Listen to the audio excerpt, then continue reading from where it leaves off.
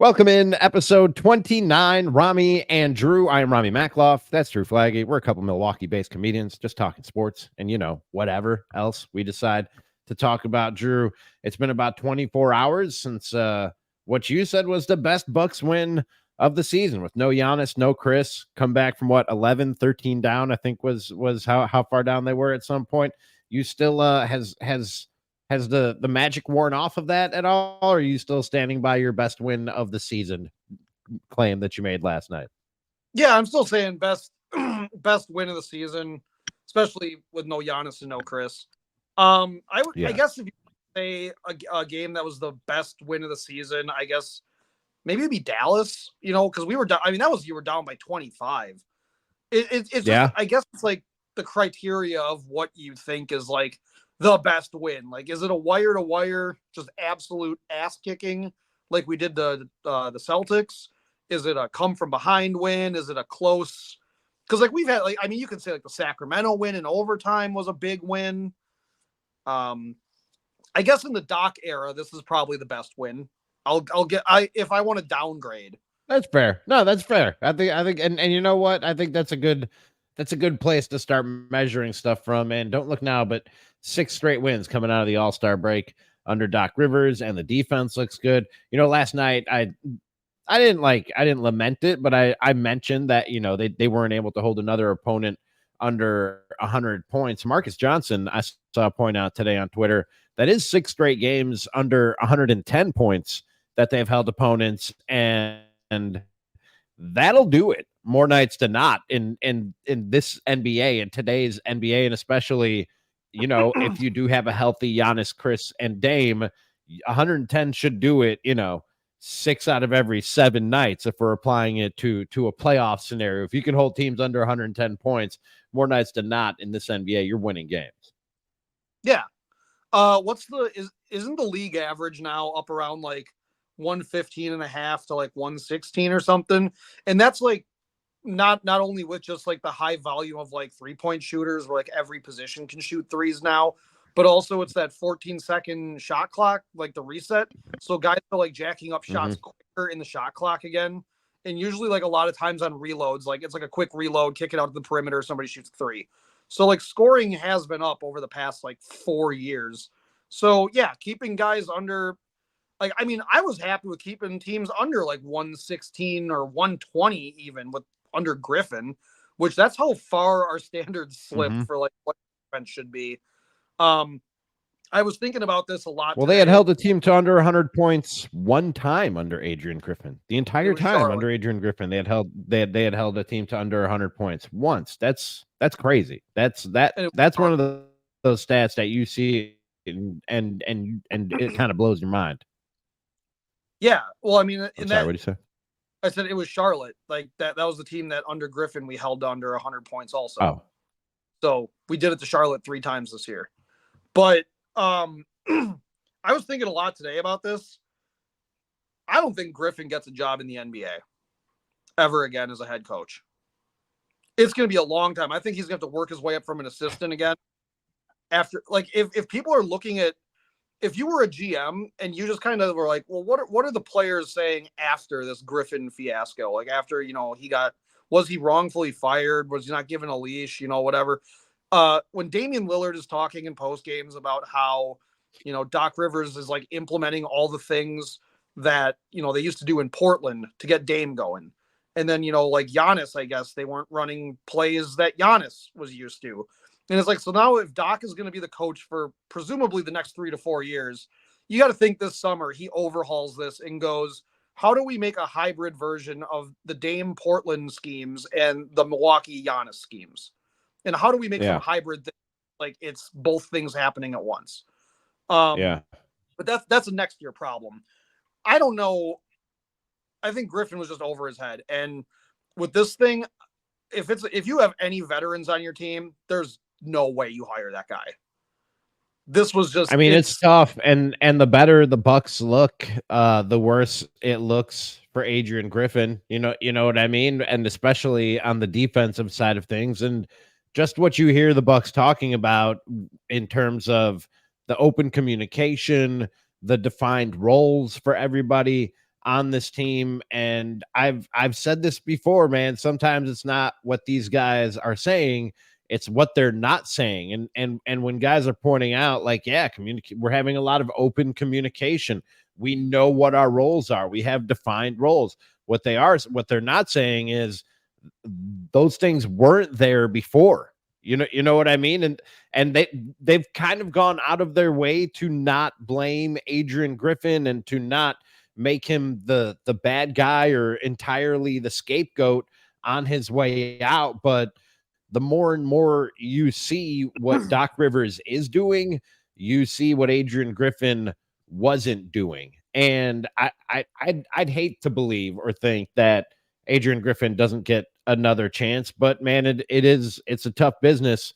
And I wouldn't be surprised. And like I said, the better this looks for the Bucks and the longer that they can continue to do this and improve, the worse that looks for Adrian Griffin, I think, to people on the outside who are going, wait a minute, this guy might have been the problem, like, or like 80% of the problem. You know what I mean? What, 14 other teams passed on him. Yeah. Yeah. So we were the 15th one, and then he didn't make it a whole season. Like, yeah, you got half the league now looking like what?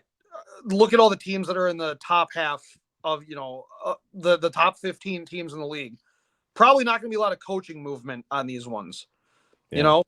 Monty Williams got fired from the Suns. They're not, they're not looking, I think, to fire their coach now. That would be crazy. You're not going to fire him. I don't think Nurse is getting fired if Philly falls apart this year. I don't think if the Celtics don't make it, I don't think Missoula is getting fired. The Bucks financially probably can't even afford to fire Doc Rivers. Like they fired Doc Rivers, they might hire you or me to be the coach because they need to keep costs down. Rick Carlisle's not getting fired. It's like you're gonna look at some of these other teams that probably passed on Griffin. Like, who's picking this guy up? And then even just little things like when you listen, like when you hear what like Doc Rivers says about, like when he talks about his game plan for other teams, he's talking specifically how I want to slow down Kawhi Leonard, how I want to slow down Karl Anthony Towns. This is a coach who's been in the league for a long time and knows specifically how he's game planned in the past for all of these veteran players that are like the big guys on other teams. And then he integrates it with, I had to coach against Giannis doing this, and then I had to coach against Dame doing this. So it's like, why aren't we implementing this here? And that's just where the inexperience of a young coach comes in, where it's like, maybe you can't have that kind of coaching happen. You can't have that happen with like a veteran team because it's like, you're not on the same level as the guys you're coaching because you don't have the experience game planning against Giannis. How are you going to come in here and tell him what to go do? Yeah. It's like, you don't know. You made this analogy. A lot of people made this analogy when they hired Adrian Griffin, and when it seemed like this thing was kind of off the rails a little bit under Adrian Griffin.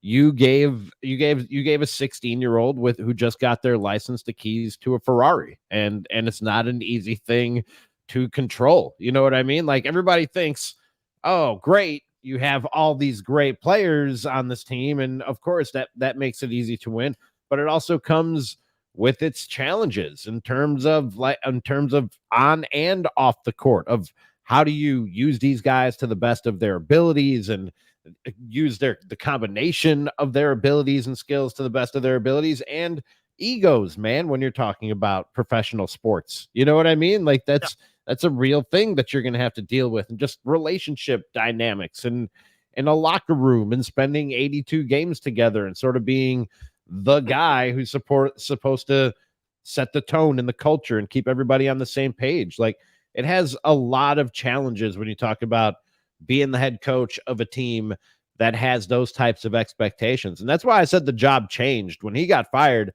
I said, what happened here? And John Horst basically confirmed this in his press conference when they hired, or actually when they just held the press conference to talk about firing Adrian Griffin. The expectations and the pressure of this job changed when they made the Dame Lillard trade. And at that point, it might have been too much for Adrian Griffin, no doubt about it. And Doc Rivers has had teams like this before in the past. And I know what people will say about the playoff history of Doc Rivers teams that have had this kind of talent stacked up in the past. But as far as getting them there and knowing how to handle this thing and knowing how to push the right buttons to at least get a good regular season out of a roster that's stacked like this, Doc Rivers has been there and done that many, many times.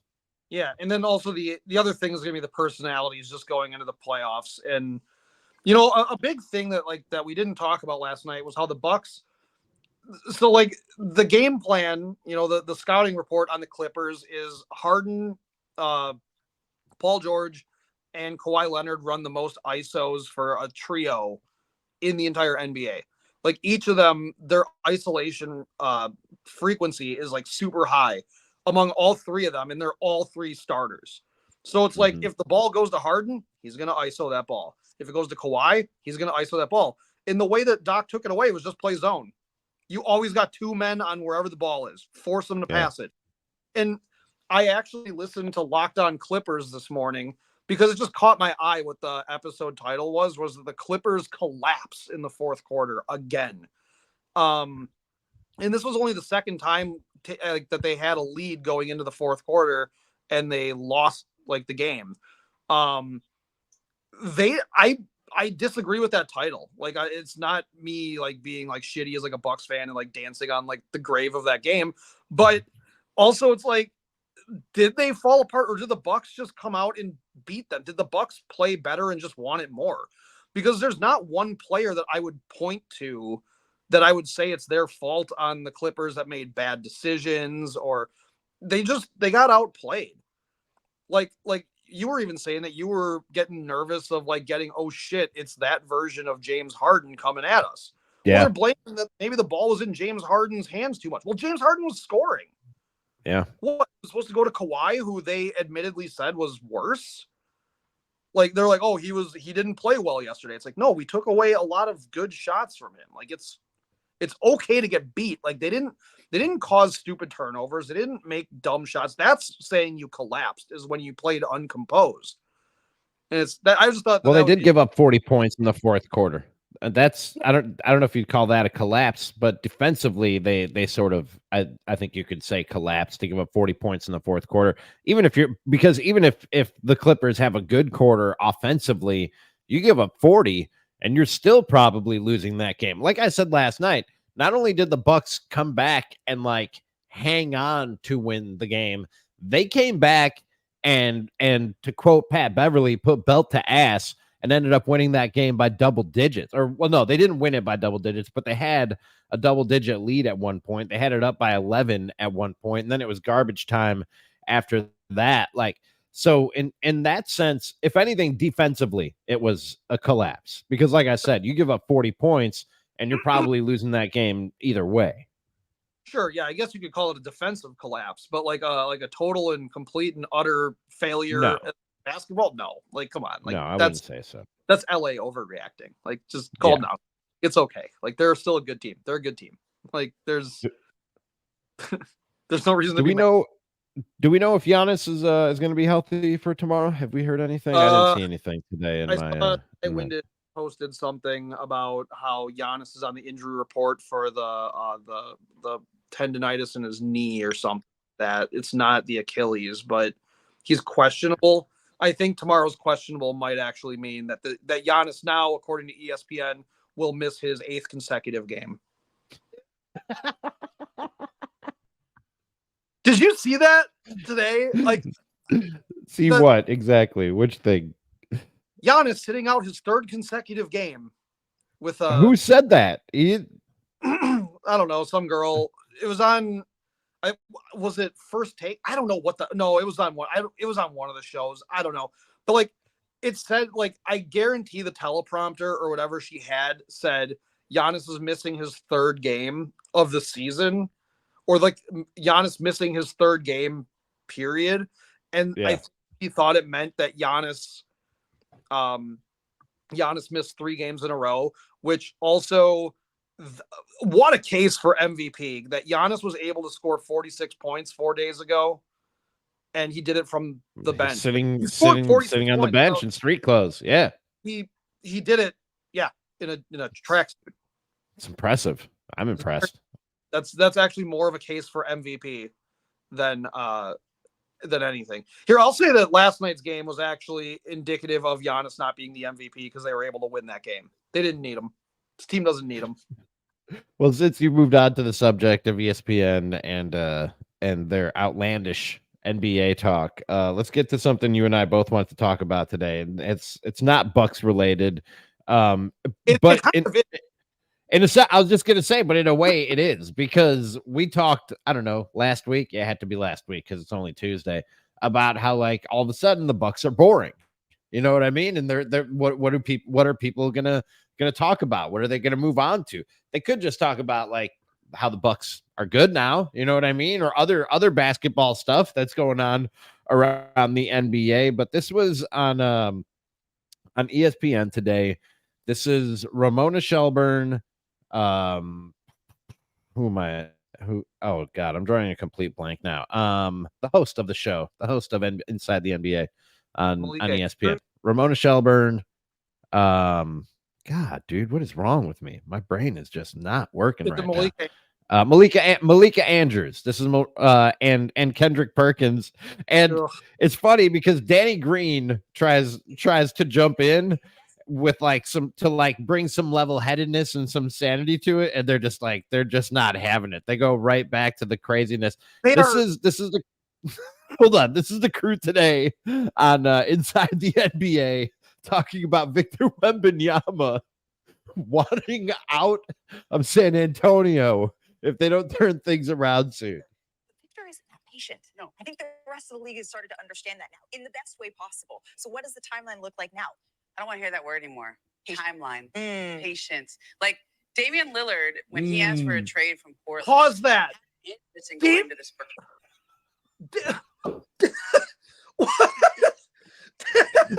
That was okay. There are layers to how this triggered me. So Damian, out of Portland, when he asked for a trade, he had interest in San Antonio. For what, the tacos? He doesn't want to be a part of a rebuild. That was the whole reason of leaving fucking Portland. He didn't want to be a guy. You know, like X-Mets now? I'm sure he does. You know what's my favorite part about that is like when Ramona Shelburne starts making her point and Malika Andrews just goes, Rami.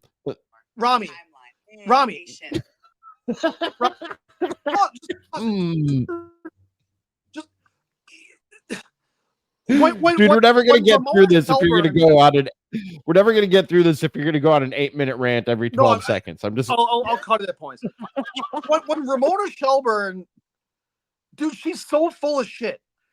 Like this, she knows what she's saying is the dumbest crap ever, and she's talking with her eyes closed. She's like and when Damian Lillard wanted to go to San Antonio, it was always Miami. How did this shift from Miami to goddamn San Antonio? Why would you go with Damian Lillard's like, well, I'm really intrigued by a guy who hasn't played in the NBA yet. Let me just go flush my last 3 prime years of my career, my last 4. Dameson's going to last till he's 38. All right, cool. Good. I hope so. I hope he has 5 more years of his prime. That would be awesome.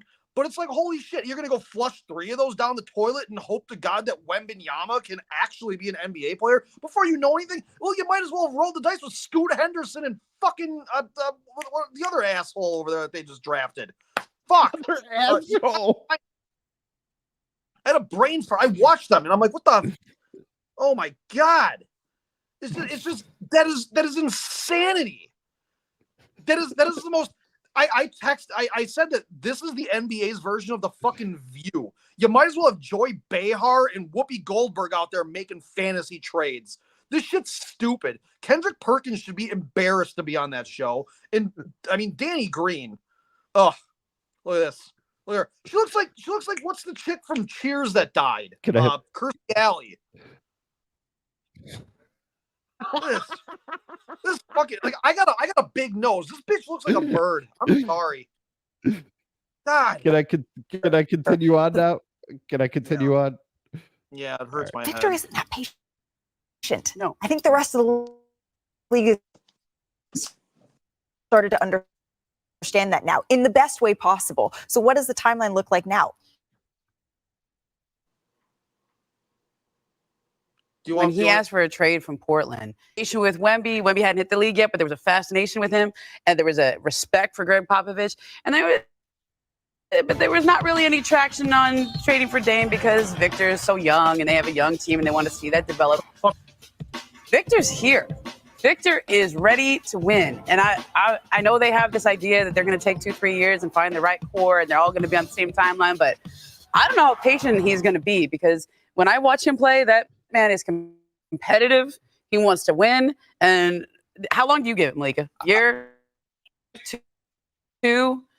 A year max. Because I don't think he wants to sit here and be at the bottom of the lottery standing. Before Victor Wembanyama is going to demand out of San Antonio.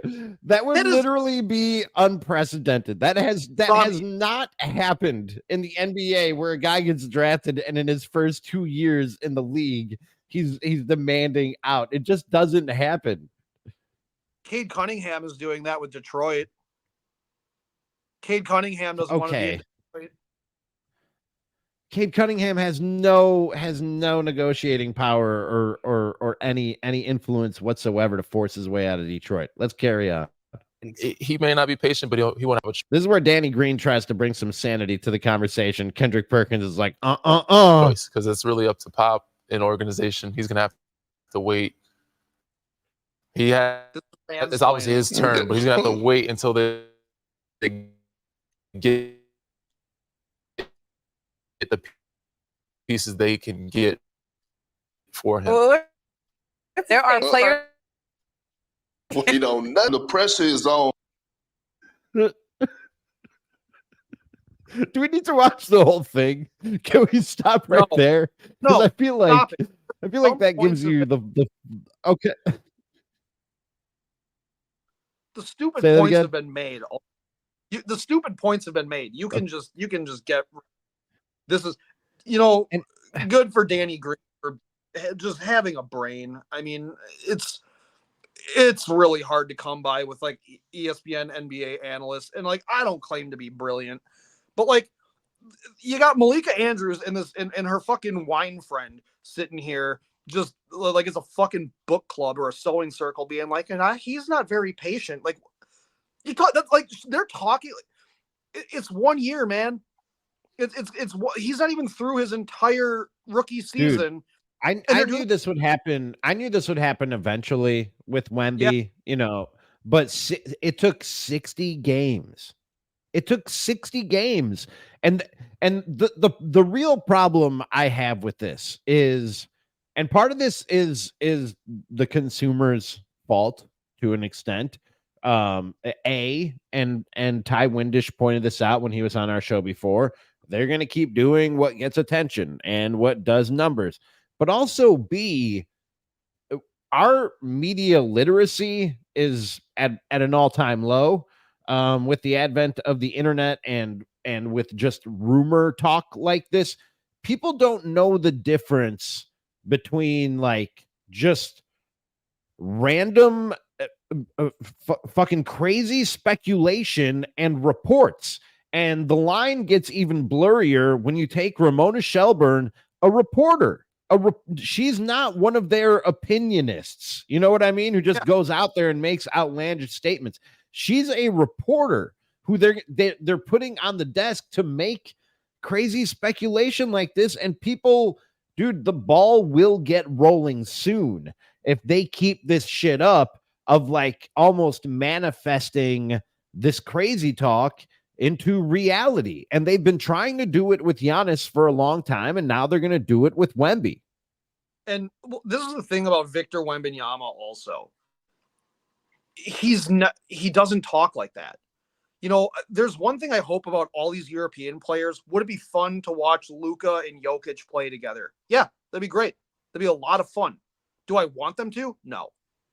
It's like, I used to say that what I would do is every year I'd play NBA 2K. I'd get it when it comes out. I would play the whole season with the roster that we have constructed. And the only reason I turned off the trade deadline would be so I could update the roster to the best of the game's ability. Like if you got to go get your Pat Bev and you got to force a trade or something like that, because the computer doesn't want to give you a player like that or something. So it's like, but like the second season of my franchise mode, I'd always make a trade for Damian Lillard. I would just make it happen somehow. Because my fantasy thing was like, I always wanted Dame and Giannis on a team. I'd play my first year with, the constructed roster as is. Then I'd have my second season, make some fun trades and do some crazy shit like that, And like, fortunately for Bucks fans, we got that trade. I got my Damian Lillard trade. Like, that's something that I never would have thought ever would have happened. The closest thing to this for me in Milwaukee was the Brewers getting Zach Greinke. That was the closest thing. And like, I thought that nothing was going to get better than that. And it was CC Sabathia before that. CC Sabathia. Yeah. These trades do happen. They can come up. But like Victor Wembanyama, they beat Oklahoma City last week.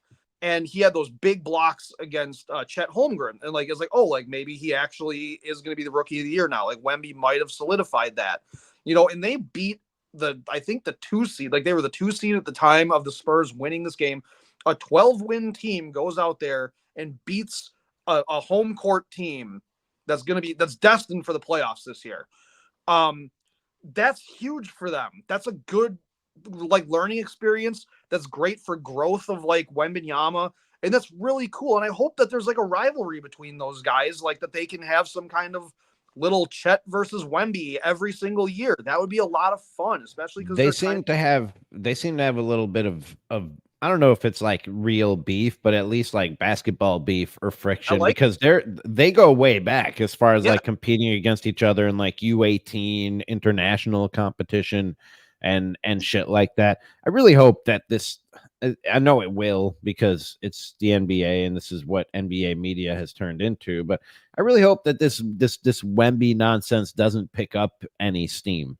Like I said, I know it will, but I hope it doesn't. That's why I got triggered as a Bucks fan when I heard them doing this to the Spurs fans. Like for Spurs fans. Yeah. The Spurs have like, they're not like a historically shitty franchise. They've had a lot of great players, a lot of Hall of Famers. Popovich has coached almost all of them. Like he's been there a million years. It's awesome. Like they had, Pop could have probably retired had he not known he was going to get to coach fucking Victor Wembanyama. Like them shopping him around, like these Spurs fans, they've had a couple miserable seasons, it's been a downward trend and everything and a little bit of uncertainty. And now you go and get the best prospect possibly in the history of the NBA. And you got the view out here playing fantasy sports with the savior of your franchise. What the fuck is that? I would be pissed if I was a Spurs fan watching that. I'd be even more triggered than you are right now. And here's the thing. Okay, you know what? I will because I don't want to mansplain sports. Here's the thing. This is what I would offer. Okay, you want to make these trade speculations? Wemby wants out for what he wants to win. You go tell me what the Spurs want in return for trading Victor Wembanyama next season. Here, and also, just so you know, he's not a patient man. Victor Wembanyama isn't old enough to know what patience is. He just turned 20. You're telling me that he's going to ask for a trade in 1 year? That's 1/20th of this guy's life. And he has no leverage. Even if dude, this is never happening. This is not happening. There's nothing to it. But even if he did, there would be no leverage or incentive for the Spurs to trade a Victor Wembanyama if he was unhappy there. It's crazy. And it's like insanity. It's fucking insanity. It's gross because here, okay, it's like so LA. LeBron, well, okay, actually that's a bad example. LeBron's unhappy. How would you like it if I started shopping him to Golden State? Oh, hey, you know something? The Knicks are so banged up and so hurt in Jalen Brunson's his first All-Star season was just ruined. Jalen Brunson wants to go play for the for the San Antonio Spurs now. How do you fucking feel about that? Well, remember earlier this year? Remember earlier this year for like a week they were. You got plenty of weapons over there with the Knicks. Remember earlier this year for like a week they were trying to make LeBron to the Knicks happen? Yeah. Like, it's dude, I just don't understand why they. And I personally enjoy informed speculation. You know what I mean? Like when Dame asked out of Portland, and it was like, oh, where will he end up? Who's going to win this game of chicken between the Portland Trailblazers front office and Dame Lillard, and everything that goes into that? I love that type of shit. I like a little bit of drama with my sports. You know what I mean? But that's because there was something there already. Don't make something out of nothing, which is what they do all the time with Giannis, which is what they're doing now with Wemby, which is what they do with just the Lakers in general, and just throwing names at the wall about who might or will be a Laker and play next to LeBron, or who might or will be a Knick and play in Madison Square Garden, the mecca of the NBA, even though they haven't won shit in fucking 50 years. You know what I mean? Like, there are just certain franchises and certain players that the NBA media today just feels like, well, let's just throw shit at the wall and talk about these people or these teams because this is what people want to hear about and what gets ratings. And maybe it does, man. Maybe it does. Maybe we're just fucking broken, and in terms of our psychology and how we consume media and what we want from it. But it's just fucking made up nonsense out of nowhere that they're talking about a lot of the time. And that I don't take any enjoyment out of. No, it's dingbat idiocy, and what it does is it gets a fan base really riled up, and it divides fan bases. I mean, shit, how many people all summer long last year for the Bucks were like, Giannis is going to leave us. Giannis is going to dip out. Giannis hates it here. Giannis is unhappy. Mm-hmm. Like, they're going to start doing this 60 games into Wembanyama's career. Like, why would you do? Okay, it's like, you know what? This is something that let's flip it, Ramie. Free agency this year. Okay, so like this year, the Spurs, because I've tuned into enough of their games to watch, and it's like, yeah, they're not really drawing up plays for Jeremy Sohan or Chetty Osman or, any of the role players on that team. Probably the only guy on that team that's safe, I would say, is Devin Vassell as a shooter. That's probably the one guy that you're looking at that's going to be with Wemby for a couple seasons. I think everybody else is expendable. I think if the San Antonio Spurs asked, they could probably get you and me to go play for that team. Just be like, just feed the fucking beast. Don't turn the ball over. Go throw the ball to Wembanyama. Yeah, I know what to do. Knock your dumpy asses down to the other end of the court. We're going to give up 1 million points. It's fine. Just let's see if Wembanyama blocks. I'll do that as long as my knees hold up. Who fucking cares? To go out there in a wheelchair. No one gives a shit. It's like, but like what they're doing is they're not telling Wemby, you're only going to shoot 3-pointers, or you're only going to play on the low block, or you're only going to be doing weak side help, or they're letting him just play free basketball. He's out there basically playing disorganized street ball because they want to see what he can do against other NBA players, be it defensive, how do you score? And it's like, you don't put that 7'4" guy into a box and say, you're going to be this.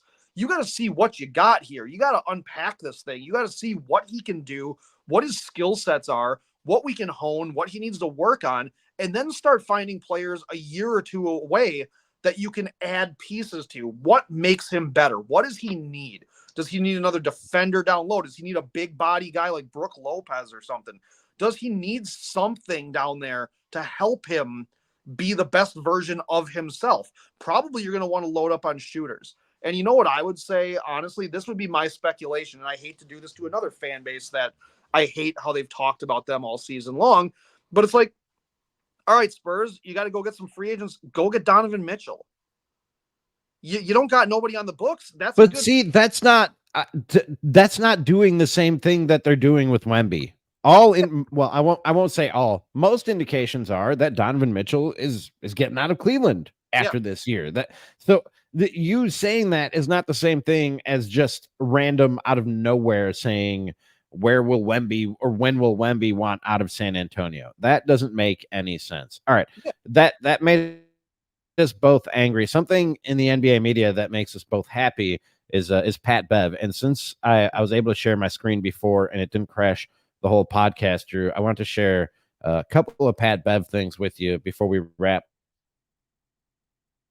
this thing up. This was Pat Bev in the locker room after last night's win over the Clippers. Weak ass Clippers. Beat they motherfucking ass.